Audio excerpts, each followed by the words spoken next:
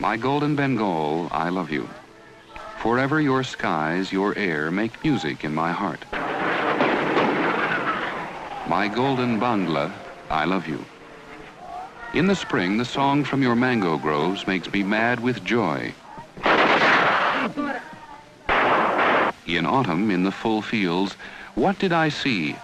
I saw a beautiful smile, golden Bangla.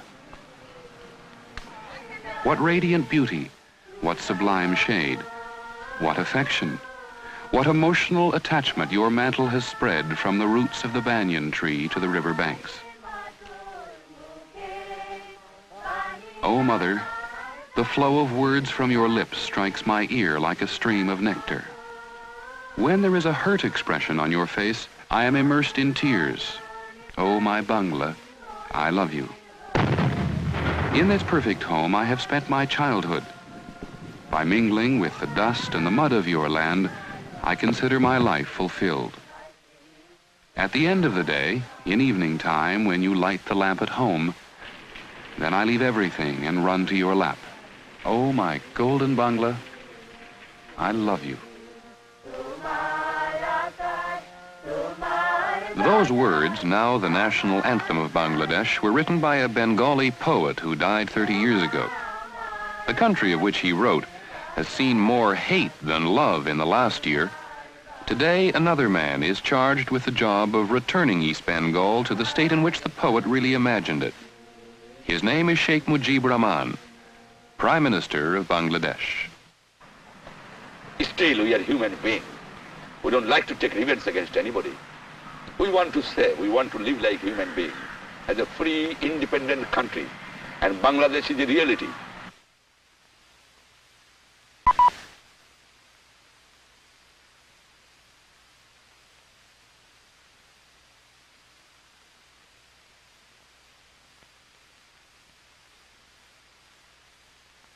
We don't believe in revenge. We believe it is the philosophy of Bengali life. Love, love, and love. It was known as East Pakistan. It is now called Bangladesh. A new beginning, but there are no roots of love to nurture the birth of this nation. ABC's Howard Tuckner. For hundreds of years, this part of the subcontinent has been a human disaster area. It is no different today for the new nation of Bangladesh and for the Bengalis who live here. Their birthright, their ever-present legacies, are death and mass destruction. The country is devastated. The vital river transportation system is a shambles. The economy is ruined. It is flat, wide open, surrounded by water filled with dung and disease. The new nation has been devastated more times by plagues, cyclones, and typhoons than perhaps any other landmass. The toll has been incredible. 1 million deaths at a time, human beings. And during the gestation of this new nation, in killing, destruction, and savagery, man outdid nature. In the 9 months that the Bengalis fought for their independence from West Pakistan, this is what happened.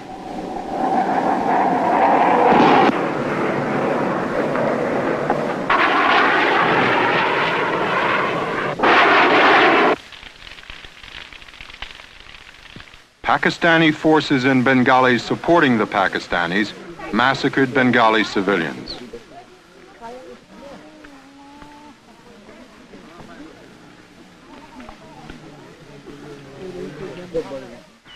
Bengalis massacred Pakistanis and their supporters.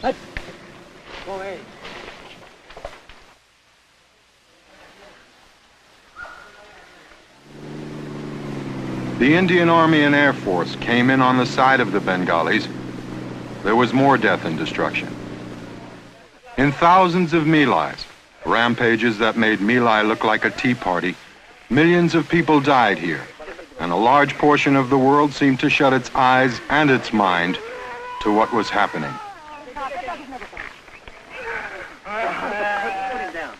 Perhaps it was the civilized mind's inability, as with Biafra, to comprehend such staggering numbers of civilian dead? Or perhaps it was more simple, that because the massacred were Bengalis and Pakistanis, because they lived in the strange, faraway lands of the Asian subcontinent, perhaps because they were not Caucasian, somehow they were subhumans, and that all this really didn't matter much. Out of this savage, hysterical past, the only possible savior during the early months of this new nation could have been Sheikh Mujibur Rahman. To the emotional Bengalis, he's a man of the people, but no mere mortal. To them, he's a godlike man of the people. They need him desperately. He's their only real hope right now. My people loves me. People have respect me. The people have confidence in me and my party. And I know that so long I am here, my people will continue that support. When Sheikh Mujib returned here after 10 months of imprisonment in West Pakistan, the fragile future of Bangladesh was thrust in his hands. Also, the new nation's only Cadillac automobile. He named himself Prime Minister, Minister of Defense, Minister of Home Affairs, Minister of Information. He does not seem uncomfortable with all that power and adulation. My power depends on the love and affection of my people. And I've got the love and affection of my people. I don't know whether any leader in any country has got so much love and affection that my people love me. Sheikh Mujib has been stretching the love image a long way during these early days. He's been getting some good things done this way. But the question is, how far can Bangladesh go on little more than love? The real danger is that Sheikh Mujib, caught up in all the glory and adulation, truly believes himself that the power of his charisma is enough to solve the immense problems confronting Bangladesh. Though many of the Bengali freedom fighters, the Mukti and Mujib Bahini, have turned in their arms, as directed by Sheikh Mujib, many others like these still hold on to their automatic rifles. One day they may decide that the country is not being run to their liking. They may want to use these weapons again. One of these boys was telling me, we do not have faith in the Bangladesh force, we do not have faith in the police, we do not have faith in the government. It's only we who are the real inheritors of this independence, and it's only we who are the real fighters. The Bengali bloodlust still runs deep and hot against non-Bengalis, like these Biharis, who are suspected of sympathizing with the Pakistanis. 1 million of the minority Biharis still find themselves in Bangladesh. At this moment in time, there's no way out for them, no exit. There may be more massacres. And even now, left and right-wing extremists are waiting and planning. Peace may not be that permanent here. Massacres, of course, can take place, whether it's racial, whether it's political, between the right and the left, between one group of political elements and another group of political elements, between different classes, and also between Bengalis and non-Bengalis, or Biharis as you may call them. And since the problems are immense, and solution does not come very handy, it's a gigantic task for any government to solve these problems.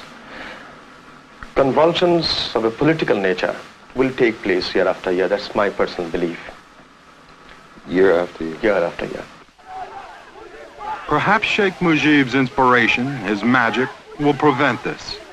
Almost every Bengali and government official says the Sheikh has no weakness. They say he's perfect. Almost everybody in Bangladesh says this, and genuinely seems to believe it. Almost everybody, but not Sheikh Mujib's closest confidant, the Minister of Law for Bangladesh, Kamal Hussein. We put this question to him. Now, all men have their weaknesses. What do you think might be Sheikh Mujib's? He cannot be perfect.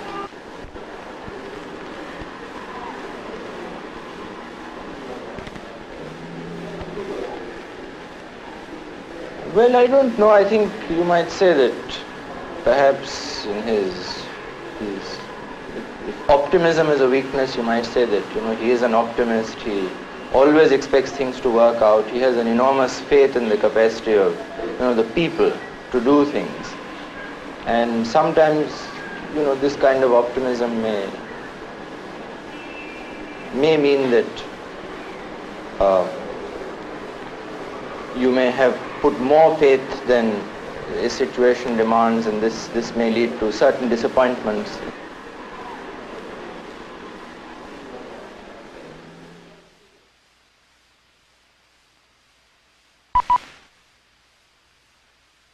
On the subcontinent, it is a small nation, bound to India by time, tradition, and need. ABC's Peter Jennings. No one remembers when nature first began to punish Bangladesh, but the recollection of yet another cyclone in November 1970 is still fresh for those who see it now as having been a prelude, a precursor of what was to follow 4 months later. The following March, however, it was man, not nature, set loose to ravage the land and the people of Bengal. Television was never allowed to record the barbarism itself, only the byproducts.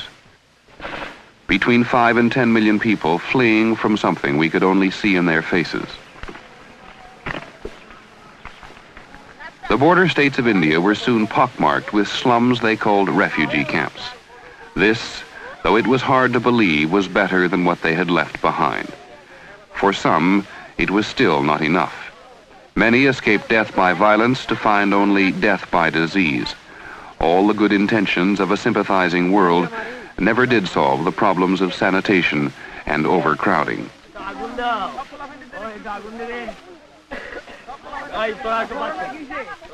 A few months later, we could see for ourselves what these people had escaped. We began to understand what they had told us with their eyes. Those of them who became guerrillas had fought for many months. The Indian Army had fought officially for 13 days. Then it was over. Bengal was beautiful again. For many, more beautiful than it had ever been before. It is presumptuous and no doubt impossible to attempt judgment of this nation at such an early date.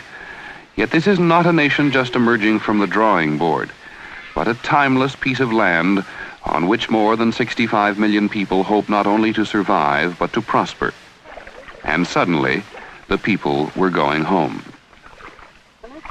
Many had walked 3 weeks to escape the terror of the past. Now they were to return on a journey which seemed shorter. The Indian government had spent $450 million on their care. The sooner they left, the sooner India would lighten the present burden on her shoulders. Not all actually want to return. For many, the camps had seemed secure. There is a gnawing uncertainty about what life at home would hold. The future for almost everyone is uncertain.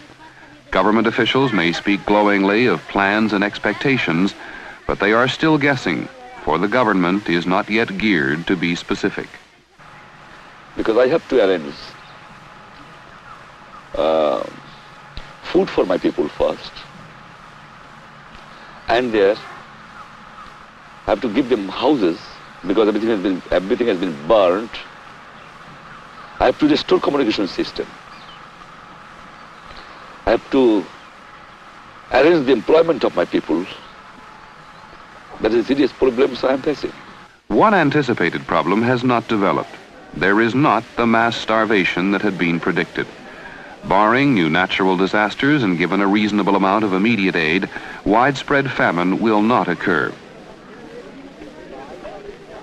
People return from India with 2 weeks' food, and on the land itself, small farms began to function again. Life is simple here and more easily resumed. In some parts of the country, the war prevented spring planting, but Bengalis for generations have tailored their consumption when shortages occurred, and this year they will do the same. If production increases and the population can be controlled, the people of Bangladesh can eventually feed themselves. It is not enough, however, just to feed yourself, nor is it enough to dwell on the past, for the future in Bangladesh is rushing in unchecked, and the list of priorities seems endless. The most immediate concern, the most urgent, is transportation. Every train that brings refugees cannot also bring supplies. There are few trains running, for there are few railroads which are wholly intact. The Pakistan Army, the Indian Army, and the Mukti guerrillas, they all had a hand in destruction, each with his own reason. The Pakistanis, to slow the Indian advance, blew the railroad bridges as they fled. The Indian Army tore up tracks to move their tanks faster inland. The Mukti destroyed bridges to prevent the Pakistanis reaching areas they, the guerrillas, had finally controlled. More than 400 bridges have been destroyed. Their repair means material and money, which for the moment does not exist. Bangladesh from the air often appears more water than land. The rivers are like roads, and it is on them now that the country must rely more heavily than ever. But even here, there are problems. Unused for months, many have silted up. Large cargo boats move only in limited areas. The small, now famous country boat can only carry so much. In the country's two major ports, the situation is similar. Ships sunk during the war blocked the main channels. The mines have been cleared, but until now no international shipping has ventured in. No shipping, no aid. No export of goods which Bangladesh must sell to earn foreign exchange. In Chittagong, the country's largest port, damage is extensive. The Indian Air Force struck hard at the port facility, and new construction here must be added to a long, distressing list of needed repairs everywhere. Chittagong is a stark example of Bangladesh's long-term problem, for even if the port were ready to run, it is doubtful if it could function fully. The skilled jobs here, as with transportation, as with industry, were handled by non-Bengalis. They were from West Pakistan, or they were the now hated Biharis. Having chosen the side of the Pakistan Army, they are no longer welcome. They are the new pariahs in the new society. Sheikh Mujib maintains with angry naivete that if his people can fight a war, they can run a country. The reality of running a crane or piloting a ship has not yet seeped through the national euphoria. From this port at Chalna must soon begin to flow the country's principal export of jute. Here again, the channels are blocked, the rivers silted up. Bangladesh is rich in jute, the golden crop for rope and burlap. It is on jute that the economy will largely rely. Europeans have agreed to buy everything the country can produce, but at the moment the mills are hardly running. Some are closed altogether, others working at half speed and thereby half production. Here again, non-Bengalis had provided the talent. They no longer work. Here again, even if you produce, you must ship. And remember the transportation crisis. It is still a matter of guesswork how much jute can be produced or how much the world will need. It is not guessing to know that without its earning power, the need for aid will increase. Even so, Sheikh Mujib talks somewhat naively about his country's potential. I have a very good exportable commodities like the jute, like tea, like hygiene schemes, fish. I have forest goods. I can export many things. I can earn huge amount of foreign exchange. But these people have destroyed. I have to reorganize it and start working for that. The Russians have promised massive aid, and so have the Indians. But Indian economists shudder at the figures. $2 billion annually for 5 years, they guess, must come from a country with shortages of its own. Yet more than any other country, it is India which must ensure the viability of the new and partly Indian-created neighbor. 2 billion, 5 billion, 10. With Bangladesh barely a month old, the figures for the future are as unreliable as those for the past. No one really knows how many refugees, how many dead, how many raped. Nor do they know what they need for the future. Only that they need. What is evident is that the country is bankrupt in everything but spirit. And the spirit, for the moment at least, seems to make everything possible. I'll be able to do it because my people who can give their life for their liberation, they will cooperate. And people cooperation is the most important thing. And you have seen that everybody in this country is cooperating with me. Soon enough, the freedom will require a backbreaking commitment. Bangladesh has a population denser even than India. Of 35 million acres suitable for cultivation, only 6 can be farmed this year. When 500,000 people were killed in a cyclone, their number was born again in 87 days. The economic stability for these people is the only thing that can guarantee their political stability. Without it, they risk anarchy, a new convulsion to shatter the subcontinent and send these people like tumbleweed, drifting into oblivion again. The United States was not the only superpower that found itself backing the losing side, morally and militarily, in the war that led to the creation of Bangladesh. Peking also had given its support to Pakistan, and like Washington, may have found itself frozen to its course when the Soviet Union signed a treaty of friendship with India last summer. During the past decade, United States policymakers have had little success in Asia. Now, here in the subcontinent, Washington's prestige and influence have declined sharply for having sided with its longtime ally, Pakistan, sparking anti-U.S. and pro-Soviet demonstrations. The U.S.-Pakistani relationship during the Indo-Pakistan War may have been reinforced by the part Pakistan played in helping Henry Kissinger arrange President Nixon's trip to China. So what Russia is concerned, they stood by us. They gave veto. They helped us. My friendship will continue. That doesn't mean that I cannot be friendly with other countries also, because I believe in non-aligned, neutral, independent foreign policy. And I am not going to sell my freedom to anybody, whoever it might be. They are courageous words, and Sheikh Mujib may try hard to fulfill that pledge. But because of the dismal state of the Bangladesh economy, they may turn out to be empty words. Foreign aid often means foreign ties. The Soviet Union already has recognized Bangladesh, has started sending in small amounts of food and material. Every day the Bengalis seem to owe more and more to the Soviets. United States leaders are not expected to recognize Bangladesh or to send aid for quite some time.